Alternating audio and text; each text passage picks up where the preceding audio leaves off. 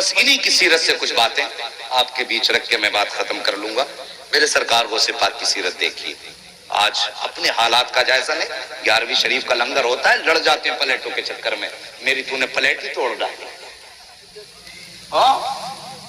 بانٹنے والے کے کپڑے نوچ لیتے ہیں. ارے میں پکا 11ویں والا ہوں بھائی. بالکل آج جو مفتی حماد صاحب جو بتا رہے ہیں یہ آج کے سماج میں ایک کام ہو رہا ہے. آپ حضرات غور سے سنیں اور عمل کرنے کی کوشش کریں. یہ ہماری قوم کا مزاج ہے. حلوہ بنے تو سب سے آگے, زردہ بنے تو سب سے آگے. حلوے تو کھائے گا تو سیرت کون سیکھے گا, زردے تو کھائے گا تو سیرت کون سیکھے گا.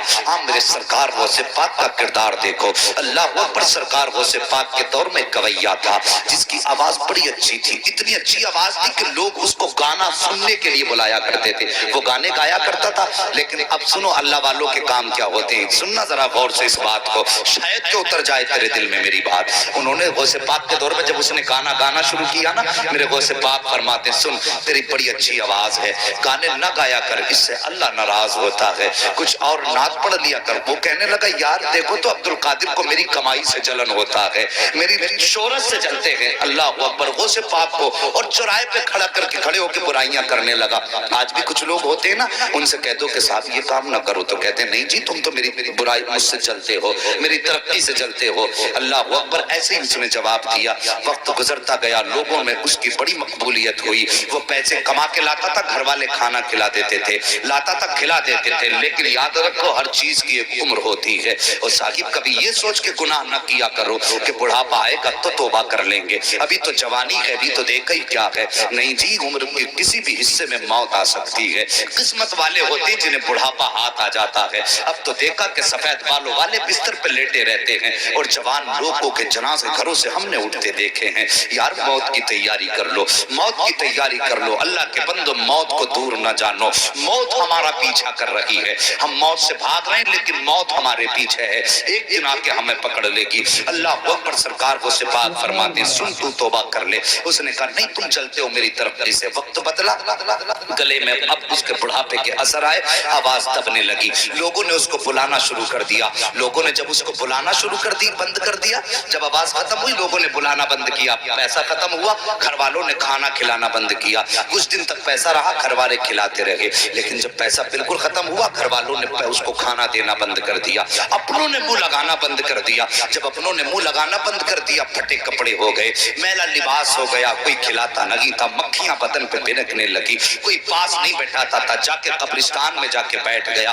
سوچنے لگا ایک دن یہیں پہ آنا ہے, ہو سکتا ہے کوئی مجھے کاندھا نہ دے. یہ سوچ کر کے قبرستان جا کر کے بیٹھا. دنیا مخالف ہے, کوئی کاندھا نہیں دے گا, مروں گا تو یہی رہ جاؤں گا. لیکن اللہ اکبر. ایک دن اسی قبرستان کے پاس سے میرے سرکار غوث پاک کا گزر ہو جاتا ہے. اور وہ کریم ابن کریم جو ٹھہرے, وہ سخی ابن سخی جو ٹھہرے, اللہ اکبر, جیسی قبرستان کے پاس سے گزرے وہی لباس اس کا پرانا ہے, مکھیاں اس کے بدن پہ ہیں. میرے غوث نے قدم روک دیے, غور سے دیکھا, دیکھنے کے بعد پہچان گئے یار یہ تو وہی گویا ہے جو چوراہے پہ کھڑے ہو کر میری مخالفت کیا کرتا تھا, جو چوراہے پر کھڑے ہو کر کے میری برائی کیا کرتا تھا. آپ گئے, اپنے شاگرد کو بلایا. بلانے کے بعد آپ نے کچھ پیسوں کی تھیلی دی اور اپنے شاگرد کے ہاتھ میں دے کر کے کہا جاؤ قبرستان چلے جاؤ, وہاں پر ایک غریب بیٹھا ہوا ہے, اس کو جا کر کے یہ پیسہ روپیہ جا کر کے دے دو. اللہ اکبر. جیسی وہ لے کر کے چلا, غوث پاک فرماتے ہیں نام مت بتانا کس نے دیا ہے ورنہ وہ شرمندہ ہو جائے گا. آج اپنی زندگی کا آپ جائزہ لیجئے. اگر زکوٰۃ بانٹتے ہیں تو کیمرے لگا کے بانٹا کرتے ہیں, خیرات تقسیم کرتے ہیں تو کیمرے لگا کے تقسیم کیا کرتے ہیں. یار ہم نے کوئی نیکی کی تو اللہ کو دکھانے کے لیے کی یا بندوں کو دکھانے کے لیے کی ہے. اگر دنیا کو دکھانے کے لیے کرتے ہو تو یہ نیکی تمہارے منہ پہ مار دی جائے گی. اگر اللہ کو دکھانے کے لیے کر رہے ہو تو پھر کسی کی پرواہ نہ کرو, کوئی دیکھے نہ دیکھے, بس یہ سوچا کرو کہ یا تو خدا دیکھے یا مدینے والا مصطفیٰ دیکھ لے. اور کسی کی غربت کا تماشا نہ اڑایا کرو. آج لائنیں لگتی ہیں, رمضان کا مہینہ آئے گا, خیرات بانٹیں گے دولت والے, اعلان کریں گے اس کی طرف سے کمبل بٹ رہے ہیں, وہ غریب جا کے بیٹھ جاتے ہیں. شرم نہیں آتی؟ انتظار کراتے ہو, آگے بڑھو, وقت بہت کم ہے. صاحب میں کہتا ہوں کوئی بھی کام کرنا ہو اللہ کی رضا کے لیے کیا کرو, ہمیں مرنا ہے. बस ये याद रखो, हमें हसनैन के नाना को मुंह दिखाना है, मौला अली का भी सामना करना है, साहिब उनका सामना करना है। किस मुंह से सामना करना, ये तुझे और मुझे सोचना पड़ेगा। सरकार को से पाक फरमाते हैं, जाके उसे बताना मत किसने दिया है। ये आया मुरीद लेकर के, आने के बाद कब्रिस्तान में इसी गरीब के हाथ में जाके जब थैली रखी ना, इसने यूं चेहरा उठाया और देख के आंखों में आंसू आ गए। कहने लगा, यार ये तो बता दे, पूरे शहर के अंदर किसी ने मुझे मुंह तक नहीं लगाया, कोई मुझे एक वक्त का खाना देने तैयार नहीं है। ये बता, ये इतना एहसान किसने कर दिया है?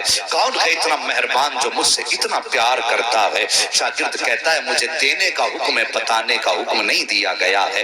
ये कह के शागिर्द जब चलने लगा, उसने कहा, ठहर, मुझे पता है। अल्लाह अकबर। जैसी वो वापस आया है, वो मुरीद शागिर्द आ गया, सरकार वो सिपात पढ़ाने में मसरूफ हैं। जब वापस आया तो आकर के वही फकीर भिखारी दरवाजे पे खड़ा हो गया। मेरे गौस अपनी जगह से उठ के खड़े हो गए। हाँ हाँ, ये आईना है आज के पीरों के लिए, जिनके पास गरीबों से मिलने का टाइम नहीं होता है, उन पीरों के लिए जो अमीरों के यहाँ पे सुबह शाम गुजारा करते हैं। गरीब दरवाजे पे आए तो उसे टाइम देख के टाल दिया करते हैं, तुझे जुमेरात में आना, तुझे पीर में आना है। अमीर आ जाए तो आइए इस्तकबाल किया जाता है। यार शर्म करो, तुम कितने भी बड़े पीर हो जाओ, गौसे पाक से बड़े पीर नहीं हो सकते हो। अखलाक देखो मेरे गौसे पाक का। जैसे ये गरीब दरवाजे पर आया है, आकर के मेरे गौस ने देखा खड़ा है, उठ के अपनी जगह से खड़े हो गए और फरमाते, बता अब भी कुछ कमी रह गई है? इतना सुंदर था, आंखों में आंसू आए, हिचकी भर के रोना शुरू कर देता है। मेरे गौस अपनी जगह से चले हैं, चलने के बाद उसके पास जाके खड़े हो गए। वो कहता है कि सरकार, मैं तो ये सोच रहा था, सारी जिंदगी मैंने आपकी मुखालफत चौराहों पर की है, सारी जिंदगी मैंने चौराहों पे खड़े होकर आपकी बुराई की है। मैं ये समझता था मेरा दुश्मन अगर यहाँ पे कोई सबसे बड़ा है तो वो आप हैं, लेकिन मैं समझ नहीं पाया था आप इतने बड़े सखी हो, इतने बड़े करीम हो कि मैं ये समझ नहीं पा रहा हूँ कि आपने मेरी इतनी बड़ी बड़ी खताएं माफ कर दी हैं। इतना सुनना था। मेरे गौस मुस्कुरा के कहते हैं, बता और भी कुछ चाहिए? उसने कहा, सरकार मुझे याद है एक बार जवानी में मुझसे कहा था कि तौबा कर ले, खुदा राजी हो जाएगा। मैंने आपकी नहीं मानी थी। अब बस इतना बताइए, क्या आज तौबा करूंगा तो क्या मेरे गुनाह माफ हो जाएंगे? मेरे गौस मुस्कुराते हैं और कहते हैं, ला हाथ बढ़ा दे, हाथ में हाथ दे दे, सिर्फ तौबा से गुनाह की माफ नहीं होंगे, बल्कि अल्लाह तुझे महबूब भी बना लेगा। उसने इतना सुना है, तड़प के कहता है, सरकार क्या इतना बड़ा करम भी हो सकता है? मेरे गौस कहते हैं, हाथ बढ़ा दे, तौबा करना तेरा काम है और तुझको वली बना देना ये अब्दुल कादिर जिलानी का। नाराए तकबीर, नाराए रिसालत, उलमाए अहले सुन्नत, मसलके आला हजरत, जश्न गौसुल वरा, नाराए तकबीर, नाराए रिसालत। हाँ हाँ साहेब, उन्होंने तो रात दिन की बुराई करने वालों को माफ कर दिया। अब अपने गिरबान में झांक के जरा देखिए, अगर चौराहे पे बाप बेटे को डांट देना तो बेटा कहता है तुमने मेरी बेइज्जती कर दी, और फिर कई दिन तक बाप से नहीं बोलता है। हमने तो भाइयों भाइयों के बीच ऐसी दीवारें देखी हैं यार, भाई भाई होता है। अल्लाह की कसम, भाई वो नेमत है, जिस दिन ये चला जाएगा ना उस दिन इसकी कदर मालूम होगी। और तुम्हें पता क्या है भाई क्या होता है? अगर भाई की कदर जाननी है तो कोई पूछे मेरे हुसैन से करबला के मैदान में जब गाजी अब्बास की शहादत हुई थी, मेरे हुसैन ने यूं हाथ रख के कहा था, आज हुसैन की कमर टूट गई है और तुझे भाई की ताकत का अंदाजा नहीं है। आज भाई भाई के खिलाफ खड़ा हुआ है। साहिब कब तक लड़ोगे, कब तक लड़ते रहोगे? हमने तो अपनों को माफ करना नहीं सीखा, उन्होंने तो दुश्मनों को भी सीने से लगाया है। फिर कैसे कहते हो गौस का दामन नहीं छोड़ेंगे? अल्लाह अकबर। हमने यहाँ तक देखा है हजरत जी, यहाँ तक देखा है कि भाई भाइयों के इख्तिलाफ इतने बढ़ जाते हैं कि घर के अंदर फंक्शन होता, एक भाई के घर में फंक्शन है, दूसरा भाई दरवाजा बंद करके बैठा है। भाई के बच्चे पूछ के कहते हैं, अब्बा बताइए क्या चचा हमें मनाने के लिए आएंगे?